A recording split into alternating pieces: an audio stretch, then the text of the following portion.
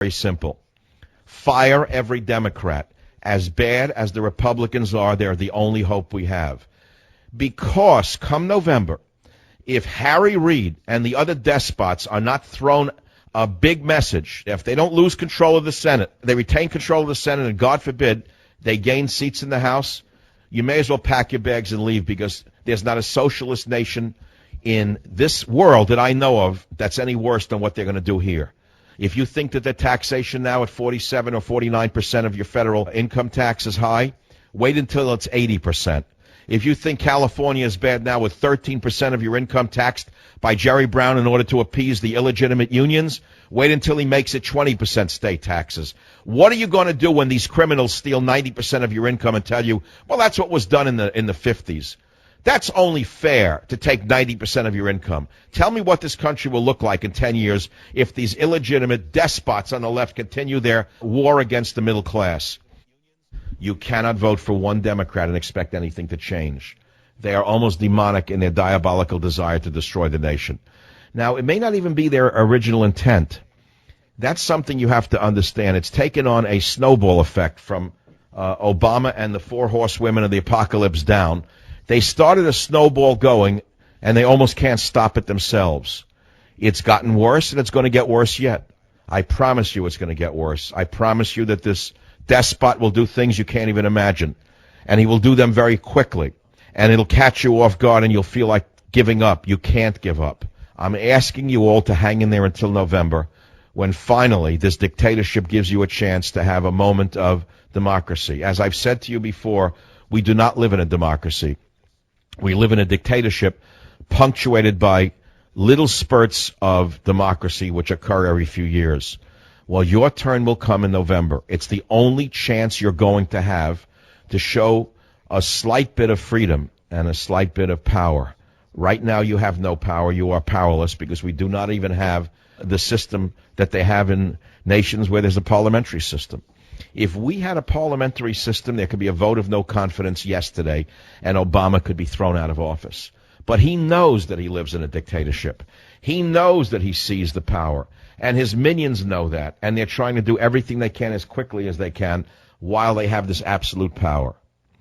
And that's why I say I'm going to throw everything I have at it with my book and my radio show, and it's all about this election. It's the last chance we have. And if the Democrats, despite all their illegitimate anti-American activities, continue to win, and they win in November, then I'm telling you that I'm giving up my political world. I will give it up.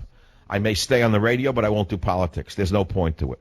I won't do it anymore. I'd rather talk about recipes. I'd rather do meatball recipes. I'd rather play rock and roll music. I may just become a disc jockey. The one thing I will never do is I will not become a sex talker, because there's no need for that. The only people who talk about sex for a living are those who are impotent and don't have any. So as I say to you, it's enough to get a strong man very weak, and it's enough to make you turn inward and tend to your own garden and say, let the world go you know where, because I can't do anything about it. And yet I have to get up every day, 5 days a week, do a 3-hour show, and I'm looking at this, it's emerging, it's getting worse, and I'm saying, and I'm going to be consistent now, it's not our business, because it isn't our business. It is not in our backyard.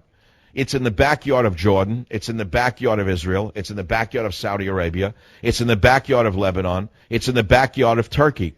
Let them do something about it. You can even say it's in Europe's backyard. Let the French and the Germans send troops. They have very great, brave special forces. Let them do something about what's going on in Iraq. Let the French bomb. Let the Germans bomb. Let the English bomb. Let the Turks bomb. Let the Israelis bomb. Let the Jordanians bomb. Let the Saudis unleash their air force. It has nothing directly to do with the United States of America. I would rather see our troops sent to the Mexican border to stop the flood of human beings being brought in by the cartels to overtake and overthrow our border agents so that they cannot even look at the contraband that's being brought in around these children. No, we need our troops on the Mexican border. That's a failure of our Homeland Security. That's a failure of our Army. Meanwhile, in Iraq, it's already gone. 2 Iraqi divisions are dissolved, according to General Dempsey. That is 60,000 Iraqi troops that were trained by United States soldiers simply dissolved in northern Iraq last week, and in some cases, they even joined forces with advancing Islamo-fascist Sunni extremists. That's the result of our years in Iraq, and yet the neocons apparently cannot get enough American blood to satisfy their bloodlust. They're calling for bombing. They're calling for more bombing and more war. When will they learn it's not our job to be the world's policeman? Yes, it's a terrible thing to see this happen. But there are nations in the area that are more directly affected and threatened by this meltdown of Iraq. That's what I say, and that's one man's opinion. I want to just repeat, my last nonfiction book of all time is going to come out in October. It's called Stop the Coming Civil War. And I only last night finally worked out the subtitle with my publisher, and it's called My Savage Solutions. Because there's no other way to say it. It's my view. My Savage Truth, pardon me.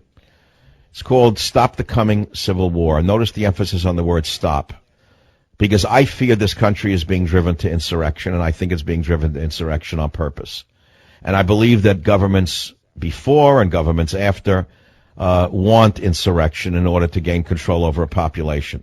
And while Obama can unilaterally flood America with illegal aliens and nothing happens because we're a nation of wimps and we're a nation of outlaws running the country with no opposition party, or shall I say an opposition party that literally wants the same thing to happen, which is why there's no outcry from the Republicans. I think that if he wanted to eliminate the Second Amendment and he just unilaterally used his pen and his stool to sit down and say, I hereby declare the Second Amendment null and void, there'd be a civil war in the country. And so he needs a pretext. Like all bad people who are looking for a fight, they need an excuse to go and do what they want. So they provoke you. And I believe that they're going to try and provoke us over and over and over again, as they are doing currently, poking us in the eye one day after the other. And I'm warning America to watch out because that's their game plan. They want an insurrection. And I don't want to say any more about it until the book is available because it's my last book. And as my last nonfiction book. If I survive writing that book and if I survive to the day the book comes out, the only book I'll write after that probably will be a book about my dog and I. That's about it. Teddy and I are talking about that book together, but unfortunately his agent is being very, very difficult, and I don't know whether I'm going to be able to hire him as a co-author. He's just asking for too many phones. No, he's got some agents out there, I got to tell you. This is the Savage Nation. Good night and God bless America.